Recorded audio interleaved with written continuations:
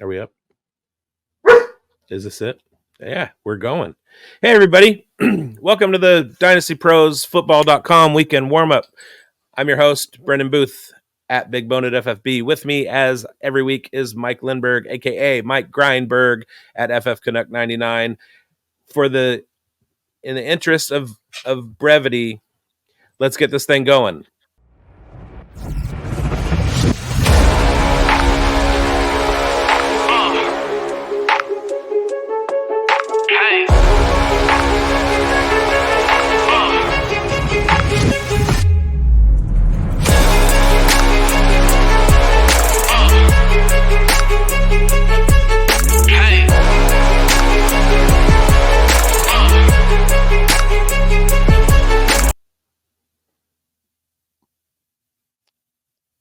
All right, how you doing, Mike?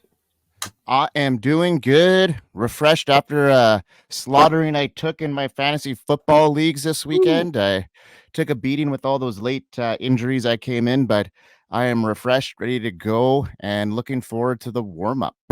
I am feeling it too. Did you get a chance to watch the second game of rookie phenom Connor Bedard, the Chicago 18-year-old center?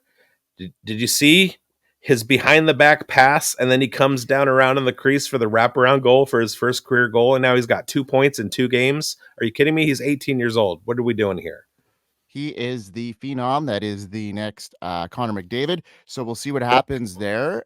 He looks good. A point a game kind of guy is what they were expecting from him as a rookie. So he's on pace already. Great story there. Blackhawks needed a change, and they got the best one in decades. So we'll see what happens. Yeah, they're rebuilding. All right, everybody. We're here to bring you the injury news, player news, starts, sits, streams. So grab yourself an adult beverage, preferably something in a monogram glass, and let's get this thing started. News and notes. Well, news. Wow. Bye weeks, and more bye weeks. We are right in the middle of them right now. We have 2 teams on byes this week in week 6, Packers and Steelers. Luckily for fantasy managers, they haven't been relying on the production of most of these guys on buys anyhow. George Pickens is the most noteworthy player on a buy this week. Managers have been playing mostly without Aaron Jones and Christian Watson for most of the season already, so managers are used to replacing them weekly. But what is a little of a relief at this stage is not having to make those tough decisions on those bubble players, such as like a Najee Harris. So sometimes buys are good, but in this situation, it's a relief for some of these guys. Yeah, and I just want to point out Christian Watson getting out jumped by a 5'10" cornerback to seal the game last week. That was awesome. It was good. I know you were a big Raiders fan, so that must have felt good getting that home win. After a long fought. I'm kind of like tank for Caleb mode right now. We're not good. We should not be winning games. So whatever. Yeah. I guess Matthew Stafford had an extra spot at his breakfast table because both Puka Nacua and Cooper Kupp ate well this past Sunday. Cooper Kupp played his first game back after returning from a hamstring injury he suffered early in August. Early in the week, it was reported that Kupp was only operating at 80 to 90%, and that made people reluctant to start Kupp for some reason. I, for one, was not one of those persons, so I told you last week that Kupp would immediately return to his dominant role once healthy, and that's exactly what he did against the Eagles. The biggest question, though, is how the rest of the offense would look upon Kupp's return. And now we have a little bit of clarity. We know that Puka Nacua will still be very much fantasy relevant, and Tutu Atwell played an 89% snap share in week 5. That's pretty awesome to see that continue. If you were worried about him losing playing time, you don't have to be. And then Van Jefferson, like we mentioned last week on the show, was the odd man out, and he actually got shipped off to Atlanta, a fresh start for him. So what are your thoughts on that? Not really a fresh start when you go to a run-based offense that already has 2 guys that aren't getting enough targets anyway. I've said in the space many, many times, I was huge on Van Jefferson this year coming into the year, and somehow, against all indications to the contrary, Puka and Tutu totally took over for him. He was an unnecessary piece in LA at that point. They shipped him off for a 6th-round pick, which is about the value of a trade at this point. And he goes to Atlanta, where I don't know. I mean, maybe he can do something, but I mean, with Kyle Pitts and Jonnu Smith fighting for targets and Drake London being the alpha there, Mac Hollins is capable and has a better recent history than Van Jefferson. I don't see him as better than just what he is that fourth target in Atlanta for a team that's run heavy. So my enthusiasm had been waning to the point of dropping him in some of my leagues, and even though he was my most rostered player this year, and at this point, like I'm holding on in a couple spots that it doesn't hurt me. I don't have to go get replacements for him in some deep dynasty leagues that I'm in, but I don't have much hope for him left anyway. Yeah, he's an injury now away from a decent shot at some targets. So we'll see what happens. You Yeah. never know. I guess Jonathan Taylor was the one who got the last laugh by signing a 3-year extension of $42.5 million with a 26.5 guaranteed. Hopefully, this is a sign of change for running back in the landscape and the future of the position. Hopefully, this is a big win. Who knows? Taylor was rumored to be held in check by a snap count in week 5, and that's exactly what happened. Zach Moss played 80% of snaps versus Taylor's 15. Moss had a monster week in week 5, rushing for 163 yards and 2 touchdowns. This was a timely game and a great showing for Moss. What a great comeback story for this, Bills castaway. What does this mean for the backfield moving forward? Because we all know they will ramp up Taylor this week. Hearing reports, they are already ramping him up. So what has Moss done? Has he done enough to cut into Taylor's workload and make him fantasy relevant? Maybe. There are a lot of 2-headed backfields right now, and Moss seems like he's earned himself at least a spot.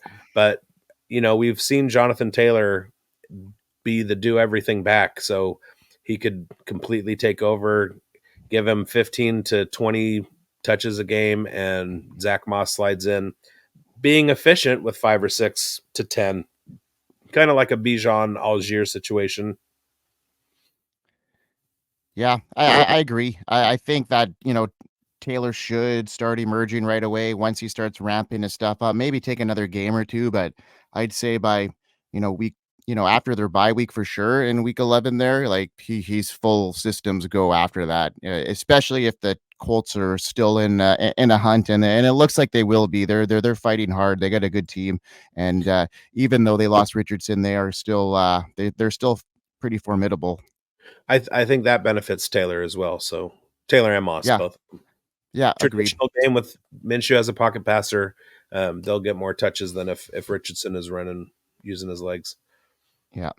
Don't boom boom. Now the new injuries. So we had some, Tuesday morning waking up and seeing Justin Jefferson with his hamstring.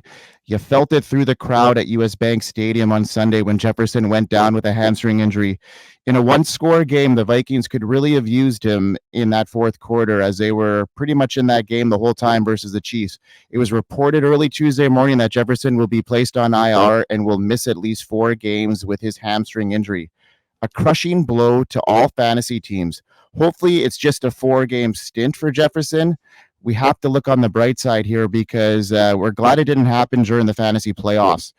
Jefferson should be available for the final fantasy football stretch. Looking like Hawkinson will be heavily involved moving forward, like he already has been, but he should be even bumped even further. And clearly bumping up Jordan Addison and KJ Osborne gets a bump here.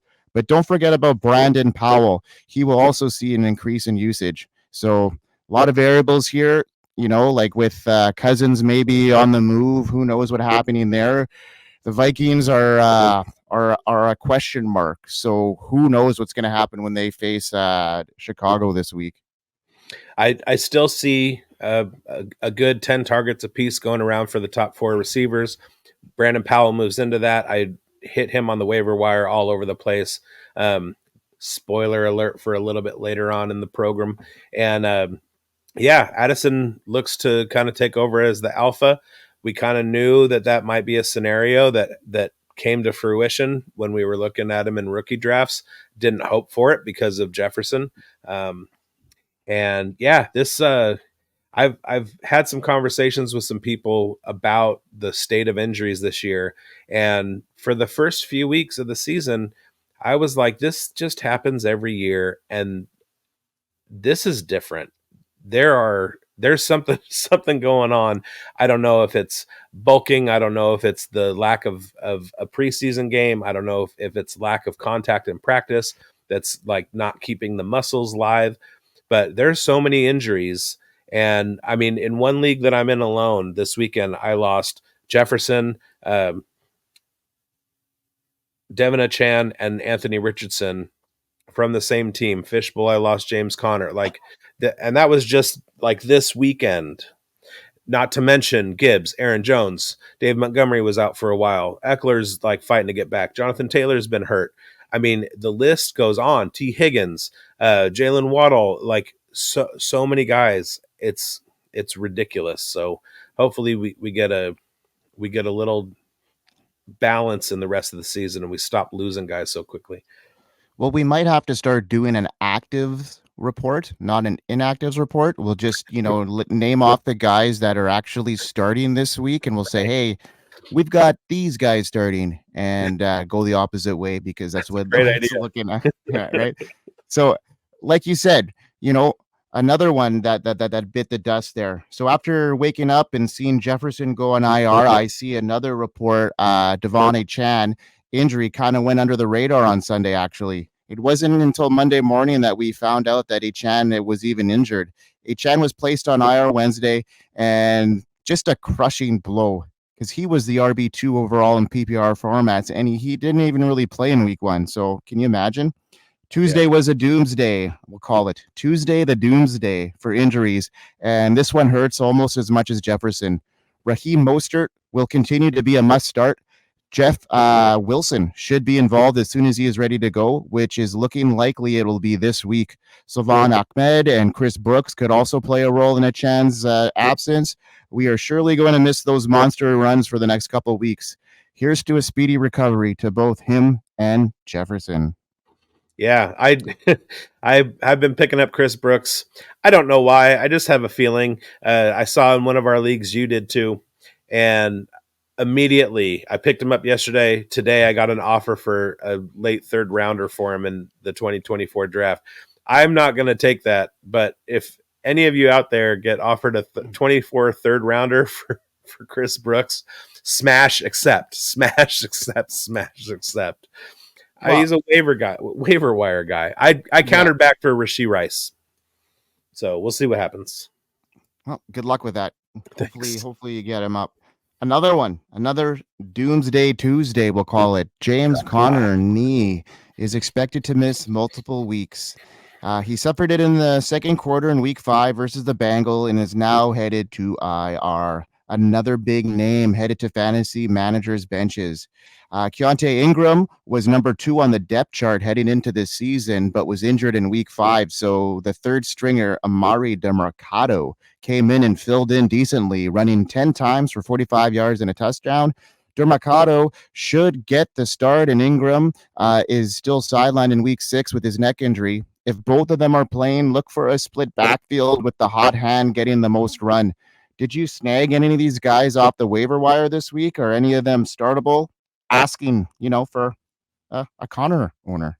Well, everywhere that I drafted Connor, I drafted Keontae Ingram too because I needed that handcuff. Connor being dinged up at some point this season was something that you couldn't count on, but it was pretty likely to happen, and I shielded myself. DeMarcado was a different one. I didn't see him coming. He came out of nowhere. Same with Jaleel McLaughlin. He's like one of those undrafted free agents that just kind of slowly rises up the depth chart and suddenly is like forced into action in a game, and he looked pretty good. Keontae Ingram, on the other hand, hasn't looked very good. So I think DeMarcado is the one to own, but also if there's any possibility of you being able to get both of those guys and wait to see who is going to take over, That might be your best bet. The Connor injury was a killer. My perfect record in the fishbowl was spoiled this week. I'm now 9-1. I still beat the median, but I lost my matchup to Howard Bender, which was crushing because that was the only win that I cared about. Making the playoffs and beating Howard Bender. That's all I wanted out of the fishbowl. And Howard beat me. The difference in my victory was the points from average James Conner week to what he actually produced. That's how much I lost by. So that one affected me in my heart very greatly. And luckily, I had Ingram. I didn't get DeMarcado. I didn't bid high enough on that one, but I got yeah, a here's a Kleenex here for you. I don't know if you could see it in my screen, but I got one here the because fantasy you know team. what? You are preaching to the choir, my friend, because injuries have killed my fishbowl elite status. I've taken it on the chin. Barkley, Gibbs, Connors on that squad. Yeah, So that Richardson's on that squad, Christian Watson's on that squad, and I'm still 7-3. So I'm fighting away, but six you more got to wins, keep baby. fighting. Yep, Six you more got wins. you got to get there. So Yeah, Daniel Jones, neck injury, same one that caused him to miss the end of 2018 season. Got a feel for Jones. Guy's been getting slaughtered and hung out to dry by that offensive line. Jones has been sacked 16 times in 2 games, looking like a true game time decision. So veteran backup Tyrod Taylor gets the nod if Jones can't go in this one, which I don't know. I don't think anyone is going to matter at this stage with that O line. It's looking, feeling bad for those guys. yeah. And Tyrod Taylor is not really an option anyway. So some people picked him up across the leagues that I've been in, but I mean, if the guy he's replacing isn't doing much and he's not good enough to play instead of that guy, he's probably not going to do a whole lot. Yeah. We know who So Tyrod Taylor is. He's not going to help you in fantasy. no, and he was the segue to Justin Herbert. So thank goodness he was there because it expedited the whole situation there. That was an unfortunate turn of events for him, but it ended up being a good thing for us fantasy managers in the long run. The next one is a Yes. smash on the waiver wire. So, Anthony Richardson, shoulder AC sprain, placed on IR yesterday. Surgery is still a possibility. Best case scenario is he only misses 4 games. I can see him resting until after the Colts bye in week 11, but that would all depend on if the Colts are still in the thick of the AFC North. And for the time being, it's going to be Minshew mania. It is in full swing in Indy, and people are going nuts. Are you buying into the hype? I'm about to shave my beard just so I have a mustache. Yeah, buddy. Yeah, buddy. You're the Gardner Minshew lookalike. So yeah, Eh, I love Gardner Minshew. I've loved him since he was in Jacksonville. He's a solid backup to grab if he's got to step in for emergency duty. With Anthony Richardson, the big alarming thing for me was the fact that they put him on the IR. I think that was as precautionary as anything, although there were some indications like the fact that he went for a second opinion, which usually doesn't happen unless they don't like the first one. Um, but if you look back on a couple weeks ago, Derek Carr, same type of injury, AC sprain. Drew Brees came out and said, "Look, I killed my shoulder and I spent the entire week in pain. Woke up on Sunday morning and I was good to go. It only took a week for him to get back." Same with Derek Carr. He practiced on the Friday before after his AC injury, played in the Sunday game. Not 100% fully, you could tell. mhm. So I was kind of hoping the same thing would be going on with Anthony Richardson. There were some different factors involved in his injury, and those are kind of scary. The 4 to 8 weeks, especially if he needs surgery, is kind of disconcerting. So hopefully you had all of your fab prioritized for Gardner Minshew if you were a previous Richardson owner, because this could be a long haul kind of thing. Yeah, and I think they have the luxury of playing it a little bit safer with him because they have Minshew in the back there. They know he's very serviceable. They know that he can step in and put up decent numbers. Actually, they've been a lot more efficient when he's been at the helm anyway. So no progress there. They're not afraid to put him in. Obviously, Richardson is their future, so they wanted to get him as many reps as they could to start the season. So all good situation other than, Richardson going down. I think the Colts are still in good shape and they still can be a contender. Yeah, and I think if the Colts are really invested in Richardson moving forward into the future, they really need to give a call to a young man named Tua Tagovailoa in Miami and say, "Hey, give me the name of that jujitsu instructor that you've been seeing, Mm-hmm. because we need to send Anthony Richardson to that guy too." Aaron Jones was a killer late and active on Monday, leaving many fantasy managers scrambling with little scraps worth grabbing. The Packers played it safe with Jones as their bye was in week 6. I think they might have thought the Raiders were a little bit more of an easier game than what they had thought, because maybe Jones would have played had they realized how tough they played them. If Jones could have gone on Monday, makes you question why they sat him against the Raiders. They clearly could have used him in one of their best playmakers in that close game. So good for you, good for the Raiders. Not good for you because I know you got a lot of Aaron Jones shares, and that Yeah. probably sucked. So what happened there? What do you think happened? I mean, even though I play fantasy football, it's always team first. That's why I have the Raiders flag and not a flag of any of my fantasy teams. But that said, I knew going into the week that it was going to be rough sledding as an Aaron Jones owner. I think I have him on 7 or 8 teams. It was so Monday I spent most of the day waiting for the out indicator to come up on sleeper, and then I had to go through every lineup and pick up Patrick Taylor where I could and blah blah blah. The good news was in one of my leagues, I won with Patrick Taylor and Chuba Hubbard, so that was okay. Didn't really matter that I had Patrick Taylor because he didn't do much anyway.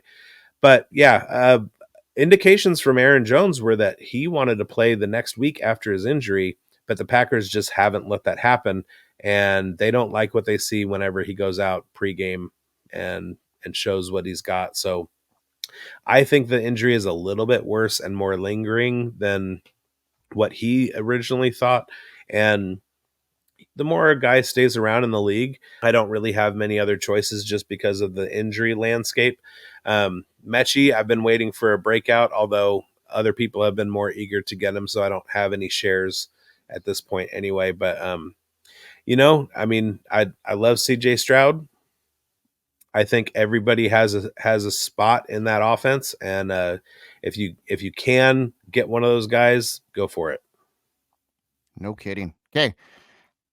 Surprise here. Sam Laporta came up with a calf injury, popped up on Thursday. Never good news when that happens. Fantasy managers should be glued to the injury reports on Friday. That would be another big blow to us and the Lions if Laporta were to miss. Like, where did that come from? I I don't know. I didn't even hear anything today. Yeah. Yeah, me neither. And then all of a sudden he just popped up. So he didn't practice. So we'll see what happens. It might just be a rest day. Maybe he tweaks something in practice and I don't know, something to monitor anyway. Now let's get into some of these older injuries and kind of speed through them. Is Saquon Barkley, his ankle, looking like he may start this week, but you never know. So we'll have to keep an eye on the injury reports as we head into the weekend on that one as well. So looking like probably a little more optimistic there. Same with Austin Eckler. He should be back this week. The Chargers run game desperately needs it because Joshua Kelly just isn't it. Hopefully both of these studs are back this week. I think a lot of people will be relieved to have them back. They haven't been in lineups in 2-3 weeks now. So I know I need a good Barkley back. What about yourself? I do too, and so do the Giants. And you mispronounced UC Davis legend Joshua Kelly. Um, yeah, the Giants better hope that Saquon comes back because they have two weapons at this point, and that's him and Darren Waller. And Darren Waller is not really count on a bull. I've had my dalliances with just about everybody in that Giants offense, and been disappointed by every single one of them. Yeah, me too. Hopefully there's some sort of sign of relief coming in the next little while because it's been really bad. It's Not always that great not that when I care. yes. Yeah, well, exactly. It's always great when players are projected to play on Thursday, headed into the weekend, and suddenly get downgraded throughout the weekend. And you wake up Sunday morning and have to, suddenly replace an inactive Jameer Gibbs and Amon-Ra St. Brown. But that's exactly what I had to do. Yeah. Amon-Ra, abdomen, not slash groin. Jameer Gibbs is hamstring. Hearing Amon-Ra escaped a serious injury, and it's not a sports hernia, it's an abdominal strain. So it looks like he will be playing this week, which is huge news, especially if Laporta misses. Yeah. Jameer Gibbs, a hamstring late in the week, headed into week 5, leaving fantasy managers scrambling, headed into Sunday. Looks like Gibbs will need more time to heal. My guess is he won't be back until after the Lions bye in week 5. Not great news, but awesome news for David Montgomery and David Montgomery owners. He is now looking like a league winner. And I'm looking like a league loser having traded away David Montgomery after he got hurt. Ugh, he looks good. I know that Dan Campbell loves him. He was on a press conference the other day, just, tooting his horn. Um, I'm still very high on Gibbs. I'd be patient with him. He's a rookie, so he's still got a Yeah. lot of time to develop. And Montgomery's not going to be there forever, and Gibbs will, turn into that guy. It might not be this year, but if you're in a dynasty league and you're not in a win now position, he is a guy I am targeting big time because after this year, I see big things for him and I see things opening up a lot there in that offense. What are your Yeah. thoughts on that? In Dynasty, I mean, take advantage of the fact that he's not doing a whole lot right now and see if you can pry him away from somebody who was hoping for more. We knew that it was going to be a split backfield. We knew that David Montgomery is good. When I say I traded David Montgomery away, I got DJ Moore for him. So it wasn't like it was a loss, a huge loss for me in terms of like the trade value. But with Gibbs, I mean, I have guys in my dynasty home league where I was hoping for more than they've shown in the first 5 weeks. But I'm not somebody that you can come and take them from me, right? Jackson Smith and Jigba is one of them. Roshan Johnson is another one. I see big things for those guys. Jameer Gibbs, obviously, he was a top 5 rookie draft pick. However, if there is somebody in your league who is so out on him at this point, saw that Dan John that press conference and is willing to give him up for a little bit less than they paid for him, smash it. Go get him. Go get him. Go get him. Agreed. So T. Higgins with a rib fracture missed week 5 as expected, could play in week 6. Higgins is also known to be a decoy when playing injured, so it's hard to sit Higgins if he is playing, but man, it is a tough start for me. I'd be trying hard to find a replacement if I could if Higgins is a go. Yeah, Irwin, who saw Mhm. that coming, 10 targets in his place. I said on my column last week, start Tyler Boyd, and that was a miss. So Mm, yeah, try and figure out something else. Higgins says he wants to play, but the indications were that it was a pretty serious rib injury. And I've been a T. Higgins owner before, and there's a reason that this year I am very limited in my T. Higgins shares, and it's because every time he's hurt, he gets back in and gets rehurt, and he starts, and you put him in your lineup, and then he leaves the game early. Um, I'm not saying that's going to happen every time, but I mean, what if he takes a shot over the middle? What are you going to do if he's, I got 2 catches for 12 yards at that point? You're sunk. So I would wait until he's a full go before getting back into the T. Higgins space. mhm. And then, speaking of decoys, Mike Evans and his history of hamstring injuries makes me very cautious about starting Mike Evans, even if he does play. Evans has been known to, play pass through injuries and be mostly a decoy, but, the way him and, Baker Mayfield have created that chemistry, in a super important game this weekend, it would be hard for them to sit Evans, sorry, and it'd be hard for us to sit him as well. With seeing how productive he's been. Dan Campbell. Okay. Yeah. Mike Evans was my first wide receiver drafted in the Fishbowl. If he's on the field, you play him. That's it. Yeah. So Khalil Herbert and Roshan Johnson both could miss this week. Roshan Johnson should get the nod at RB1 if he can manage to get out of concussion protocol. He did suffer that one on Thursday night, and most players do miss at least one game after suffering a concussion, but it did land on Thursday. So he's had that extra couple days to heal up. So hopefully he plays. He's looked really good. If either, both Khalil Herbert or Roshan can't play, then look for Deontay Foreman to, look and receive the part as the RB1. I'm not sure how productive he'll be, but he will get the bulk of the carries if both those guys are out.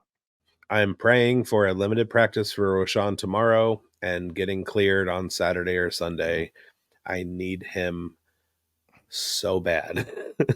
Well, I think he's got a shot. He had those extra 3 days, so if he can get in the limited and then clear protocol by the weekend, he should be good to go. Yeah, I'm counting too much on him. Yeah. All right, man. Take it away. All righty. So we got our Studleys and Dudleys for the week.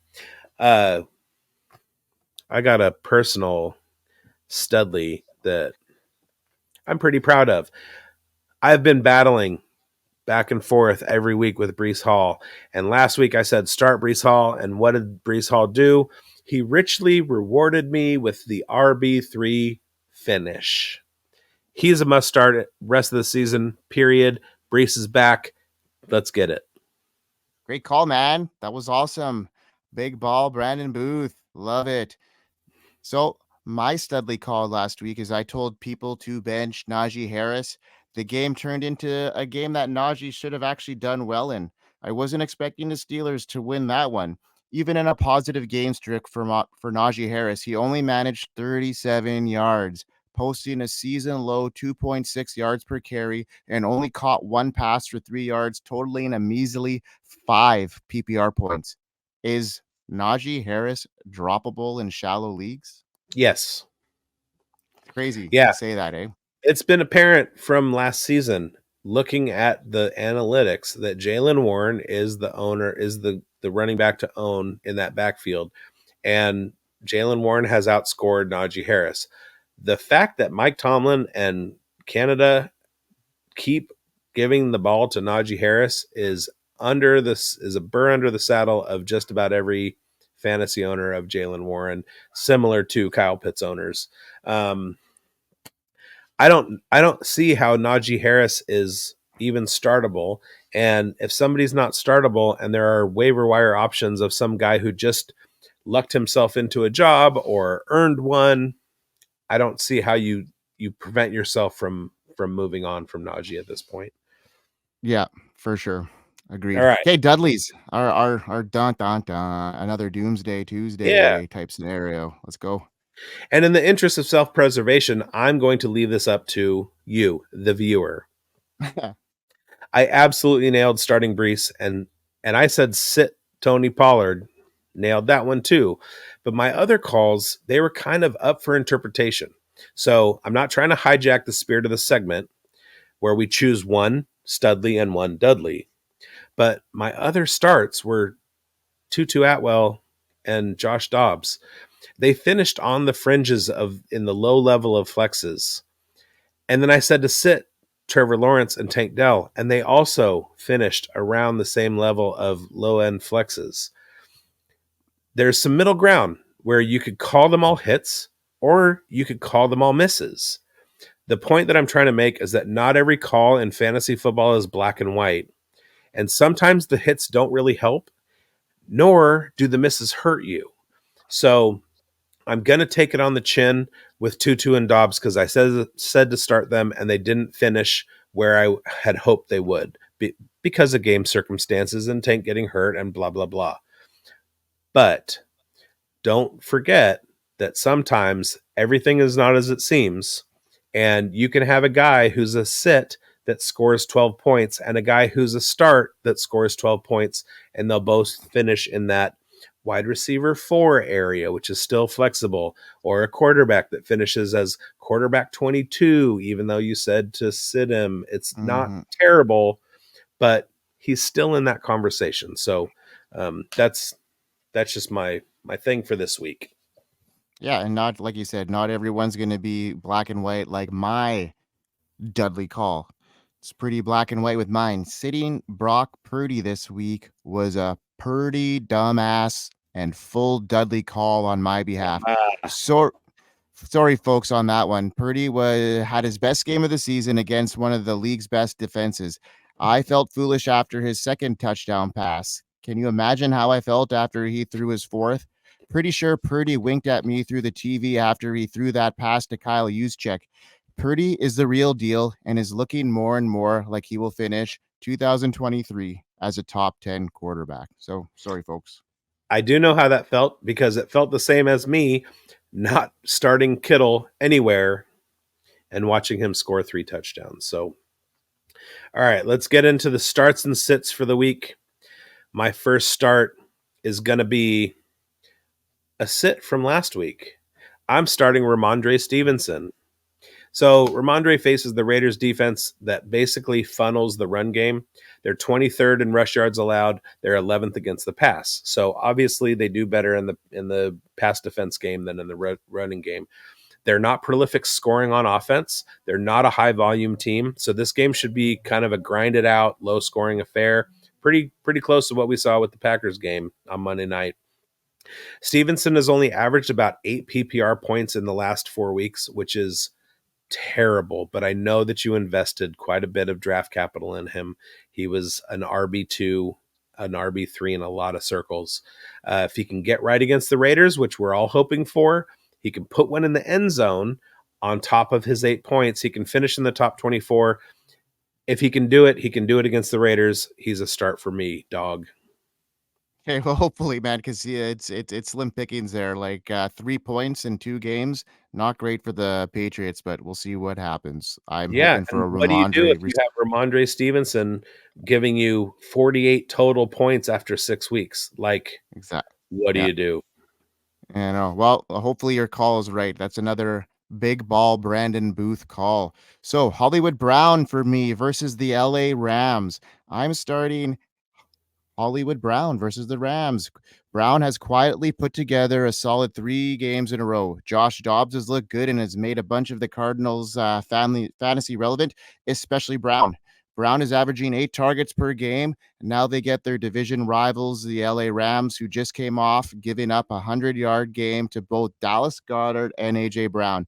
With James Conner on IR, I'm looking for Hollywood to continue earning 10 plus targets in this one. Look for Hollywood Brown to finish as a top 15 wide receiver this week. Yes. And I'm going to smash this every time we get together. Fantasy football is all about what is likely to happen. And when you have somebody like James Conner, who is a game controller for that offensive coordinator, if he goes out and we're relying on Amari DeMarcado and Keontae Ingram, what is most likely to happen? What's most likely to happen is they are not going to control the game the way that Conner is, which means Dobbs is going to have to throw the ball a lot, which means he's going to have to find Hollywood. And there you go. Rise up, Hollywood Brown. All right, what's next for you, bud? All right. My next start is kind of controversial at this point as well. Dak Prescott. So this Cowboys-Chargers game, there aren't many matchups that I'm less interested in watching unless it's the Broncos and Chiefs, which we're watching right now. Mm-hmm. On top of that, you have Dak Prescott having an atrocious season. His highest finish in fantasy this season is QB 17. You didn't draft him for that. He's not running at all. He has 5 touchdowns and 4 interceptions. You absolutely should not even have had him rostered so far in redraft or single quarterback leagues. It looks like the loss of Kellen Moore has hurt Dak and the boys more than it's helped the San Diego Chargers of Irvine of Los Angeles. This game sees the return of Austin Eckler, likely the beginning of the Quentin Johnston ascent. And I just have a feeling There's a top 5 Vegas point total, a top 2 projected pace. So the game script points to Dak having to throw 40 times or more, and the Dolts allowing the third most passing yards per game versus the average. Dak is due for some positive regression, and he's a start for me. Yeah. Oh, we all need that. I mean, I got a lot of Pollard and Lamb shares, so I'm praying for some Dak resurgence because all of us need it. Absolutely. So Josh Downs is my next start versus the Jaguars. Alex Pierce and Michael Pittman Jr. are both playing more snaps than Josh Downs, but it has been Josh Downs, the one making the most of his opportunities, highlighted in week 5, where Josh Downs earned 25% target share while only playing 71% of the snaps. His snaps increased once Minshew entered the game, and Downs and Minshew continued where they left off in week 3, where Downs once again earned an impressive 27% target share. You see a pattern here? Minshew loves his slot receiver, and Josh Downs is in line to continue to build off his great week 5 game where he caught all 6 of his passes for 97 yards. They play the Jaguars coming off a long road trip in London where they finished playing 2 games, looking really good against the beat up Buffalo Bills defense. The Jaguars are a great run against the run, however, have given up an average of 262 yards against the pass, ranking 27th in the league. I see Josh Downs to be involved in a close divisional game where both teams are fighting for the division lead. Should be a great game where I see Josh Downs seeing upwards of 10 targets in this one. He's a great flex option this week. Yeah, I really like Josh Downs. As far as going into the season with Anthony Richardson's big arm, I saw a bigger year for Alec Pierce than Josh Downs. Josh Downs is more of a possession guy, a guy that should garner 10 targets per game. And I saw Alec Pierce as more of a spike guy, with Michael Pittman being the alpha in that receiving core. Moving forward with Gardner Minshew, I see him and Josh Downs having a really good relationship. And if there's anybody who's making a case just in the first 6 weeks of this season, first 5 weeks of played games, whatever, for a huge year 3 breakout, it's going to be Josh Downs for me. Love it. So I like your call. All right, you guys. Last week in this space, Grindberg, not so subtly, shared with our viewing audience, you guys, the size of my balls. I'm still not going to show them, but I will say, while other analysts are carrying golf balls, I'm lugging around basketballs. So this week, I'm introducing a new segment, the big boned big call. I screwed it up. The big boned big ball call of the week. You have to take chances. Damn it. And I'm going to stick my neck out and I'm going to risk it for the biscuit and other cliches that you want to throw in there. So this week, my big ball call is KJ Osborne. With the loss of Jay Jetta vacating about 10 targets per game, that loss has to be accounted for. This season, even with Jefferson, both Jordan Addison and KJ have averaged over 10 yards per catch. KJ had 9 targets last week. Converting all of those to catches and averaging 10 yards per catch translates to a 90-yard day. Throw in a touchdown or 2, and we're in the top 12 range immediately. The Bears give up the second most receiving yards versus the average, and they funnel the pass. Start Cousins, start Addison, start Hawkinson, start Brandon Powell, and the Vikings stacks in DFS, and start KJ Osborne. So, and that is your big boned, big ball call of the week. love it. So we got big ball Brandon Booth. Quaddy B. Quaddy B, buddy. What's funny is that I already have a friend who has nicknamed me Quadruple B. So Quaddy B, let's call it. Should change my username to Big Balded. Anyway. Yeah, there you go. Quaddy B. You heard it here first. Okay, so my last start of the week, okay? Bear with me here, folks, but I am going to be telling you to start James Cook. It hasn't been pretty lately for James Cook, especially last week in London. Cook has certainly been trending down since week 2, losing touches in each game since. Ending with only 9 touches in week 5, this has left fantasy managers scared to even put him in as a flex as of late, let alone the RB2 that they drafted him as. Still, after all this said, James Cook still ranks 4th in yards after contact with 138, only trailing CMC and King Henry, tied with Tony Pollard. I'm sure it would surprise many that James Cook is the RB16 through 5 weeks, although Cook's touches have been evidently on the decline as of late. His snap share hasn't, which is a good sign. Game scripts have been a problem for Cook as of late, but this should not be an issue this week.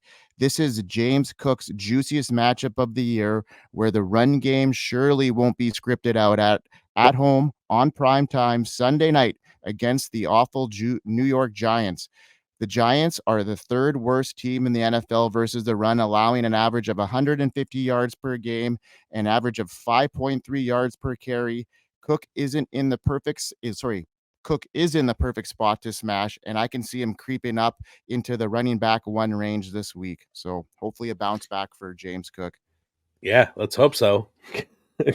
Because we drafted them hoping for the ascendance. So this is his do or die game in my eyes here. So let's see if it happens. Okay. You hear that, James Cook? Greinberg is going to drop you if you don't show up. All right. See it. So we're moving on to the sits. This week, I start my sits with 2 words. Debo. Debo Samuel. Are the 49ers going to win? Most likely. But they're traveling to Cleveland. It's going to be windy. And Stefanski's pass defense is number 1 in the NFL. The Browns allow the fewest passing yards, period.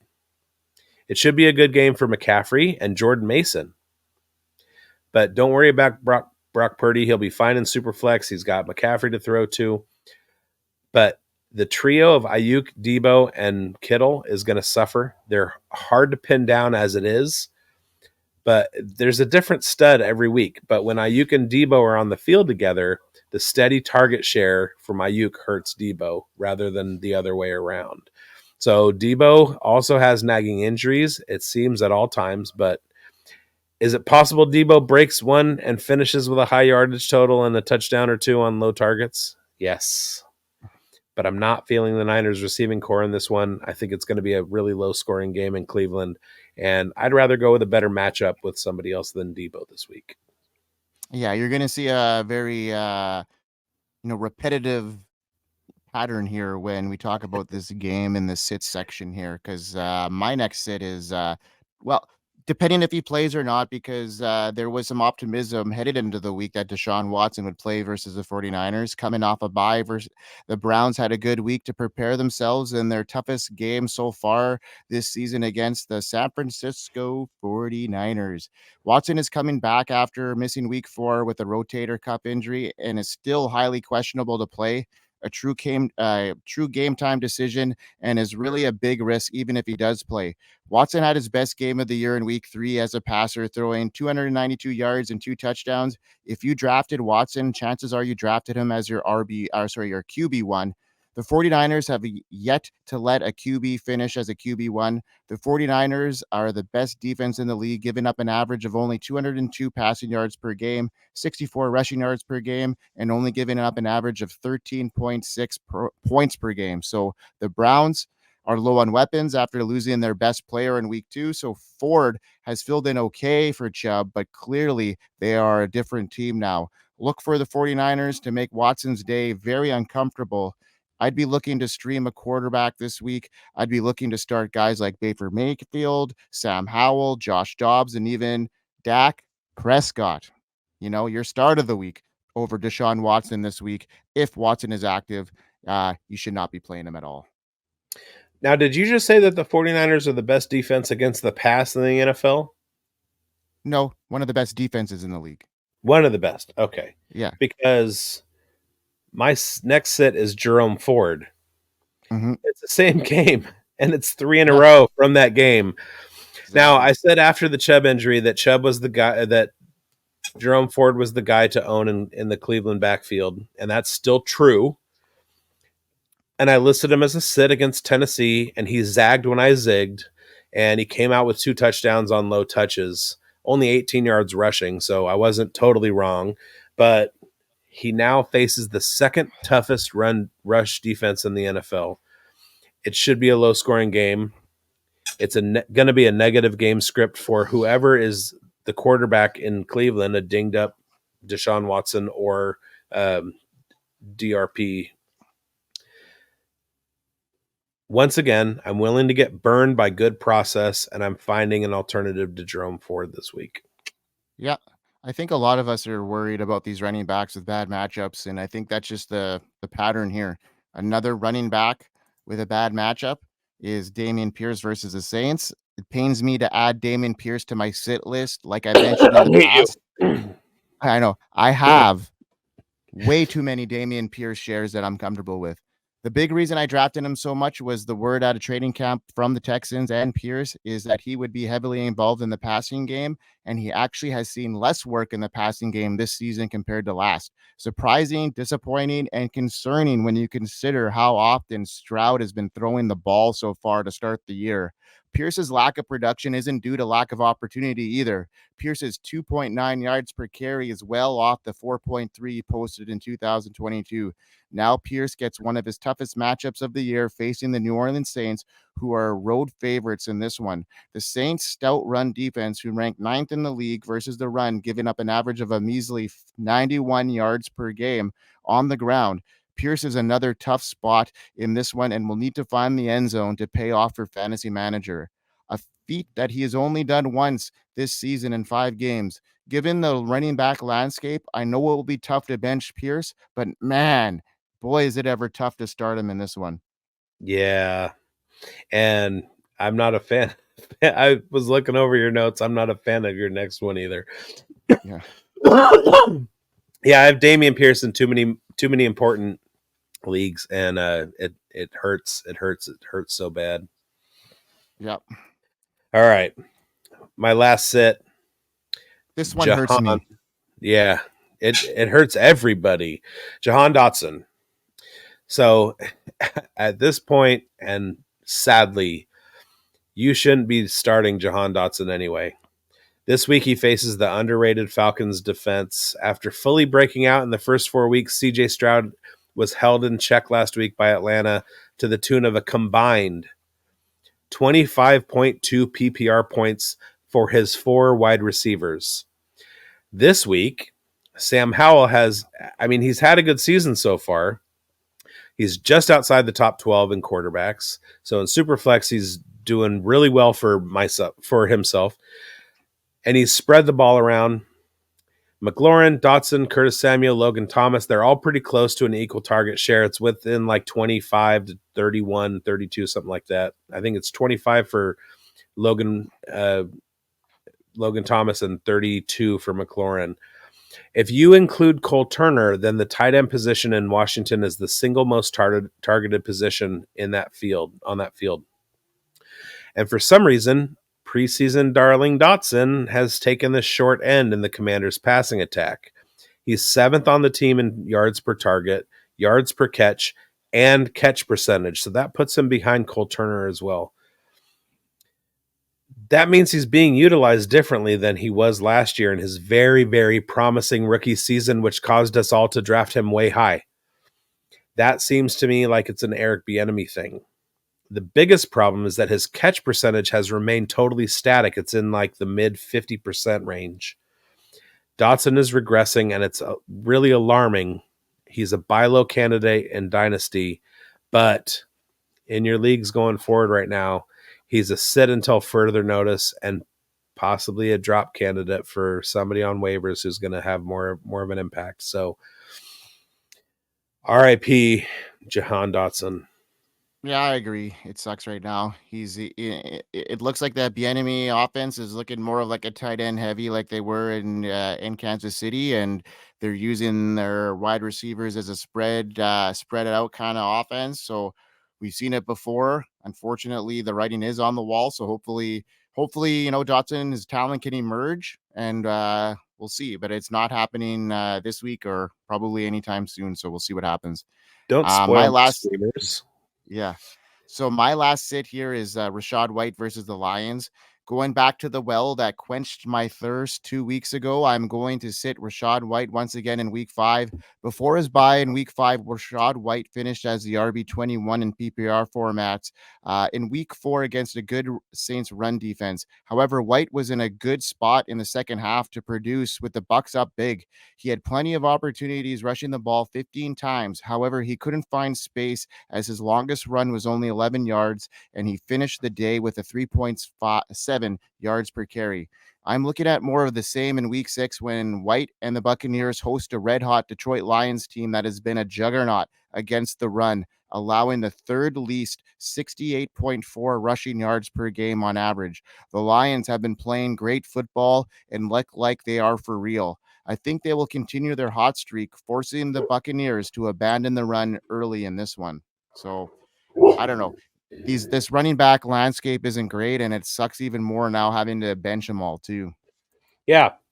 And I mean, Rashad White is another guy that I had a lot of hope for this year. I don't think that the Lions rush defense is as good preventing the run as their game script that they create is, if that makes any sense. Teams just abandon the run. They have to, because Goff and the boys are slinging it and getting leads, and teams aren't having to run very much against them. But I think that this might be a closer game than anybody anticipates. The Tampa Bay defense is really, really good.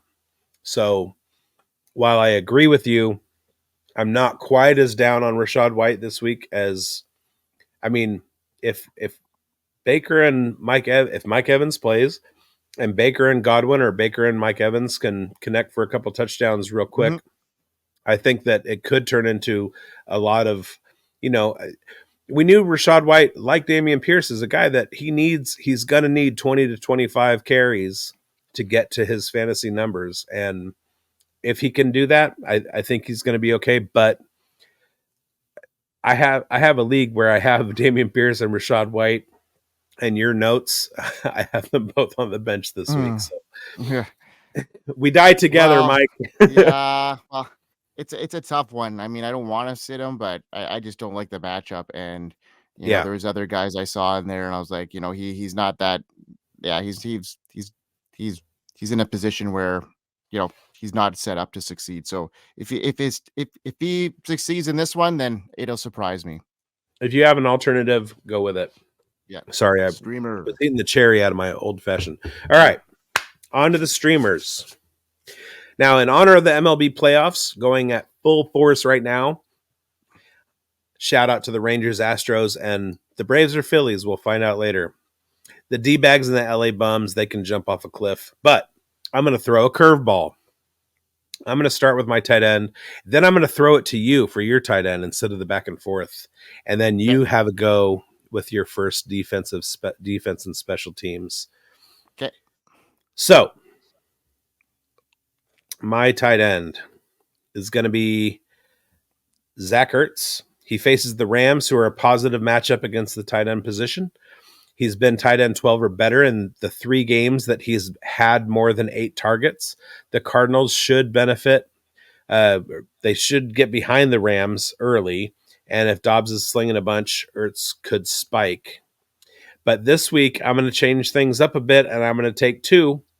I play in some tight end premium situations, and the leagues where tight end are available in the flex spot, basically most non-redraft leagues that I'm in, I sometimes like to play more than one tight end. Now, remember earlier when I said that Slingin' Sammy Howell was having a good year? And then you might recall just after that, I mentioned that the tight end position was leading the Commanders in targets. And I also mentioned that Artie Smith's defense was underrated. In fact, they allow the 6th fewest fantasy points to wide receivers. But guess what? They allow the 2nd most points per game to the tight end position. Logan Wilson all day. Logan Thomas. Back to you, Mike. Logan Thomas. Logan Thomas. All right, Wilson. Okay, so my tight end is the Atlanta Falcons, number 1 tight end. The Atlanta Falcons have the tight end 10 on their team, and his name is not Kyle Pitts. What the hell is going on in Atlanta? Janu Smith, is averaging 7 targets per game since week 2 and should continue to earn targets in this one in an intriguing game of the week. So I am going to go with Janu Smith. I don't know. It's kind of a dart throw, but he's got some targets going on there. He looks okay, and I think him and Ritter have created a little bit of ambiance. So we'll see what happens. Even though Kyle Pitts had his career high in targets last week. Yep. Even though I think they're both able to make some run here, but we'll see. It's a streamer, right? Got the big balls now. Yeah, exactly. Right. That's true. That's true. And pop one, get lucky. Let's go. Yeah. All right. What's your defense? Okay, so my defense. I don't know. It's a team that you might be familiar with. I know I kind of snagged them on you first. I'm sure you probably wanted to play them, so I did that in spite of you, my friend. Is the Las Vegas Raiders. The Raiders are the 29th ranked defense in the league. So why the hell am I streaming them this week? Well, I'm going to say 3 words for you. New England Patriots. The Pats have only scored 3 points total in the last 2 games. Need I say more? Not really. No. I'm going to leave that really, one short and sweet. Yeah. Yeah. Mine is short and sweet too. I'm going with the Patriots defense against the Las Vegas Raiders. All right. The Patriots haven't been great, but their problems have not necessarily been on defense. Their defensive problems have been based on the fact that their offense cannot keep the defense off the field.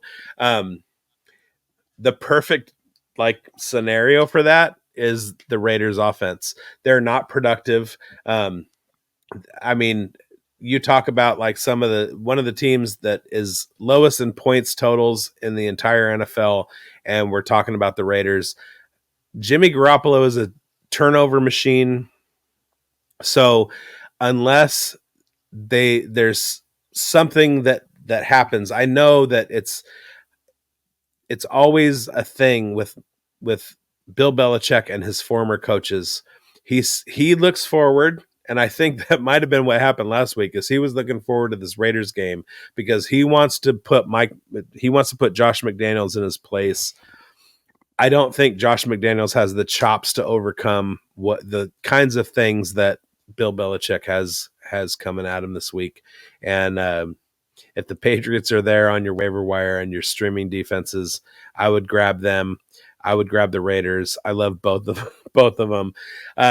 I did plan on taking the Chiefs defense this week until I realized that they're playing on Thursday night and we go on Saturday, Sunday. And right now we've got 9 minutes left in the fourth quarter and they're shutting out the Broncos. So my defense streamer was correct in a bunch of leagues. But that's not relevant to the show. So I'm going with the Patriots this week. All right, man. So we are pretty much done for the week. That's about it for us. So thanks again, everyone, for joining us on the weekend warm-up on the Dynasty Pros Football Network. Thanks to everyone for the support. The show continues to grow, and we appreciate all the support. So please continue to like and share. It means a lot to us. Brandon, it is your favorite part of the show. Okay? Tell them where we can find you and all your content. All righty. DynastyProsFootball.com. I write Dynasty Dilemmas. I write Debbie articles. And also Player Profiler. Look for AFC West player updates. That's where you can find me. At Big Boned FFB on YouTube is where my video content is. At Big Boned FFB on Twitter. My Substack, which is at least a weekly newsletter that comes out. The link for that is in my Twitter profile at Big Boned FFB. So you can find me on the Twitter at FFCanuck99 and all my written content at thedynastypros.com. So on behalf of Mike Greinsberg and Quaddy B, we like to thank you for joining us and tuning in. Really appreciate all the support, and have a great weekend, everybody. Enjoy the games. I hope you win.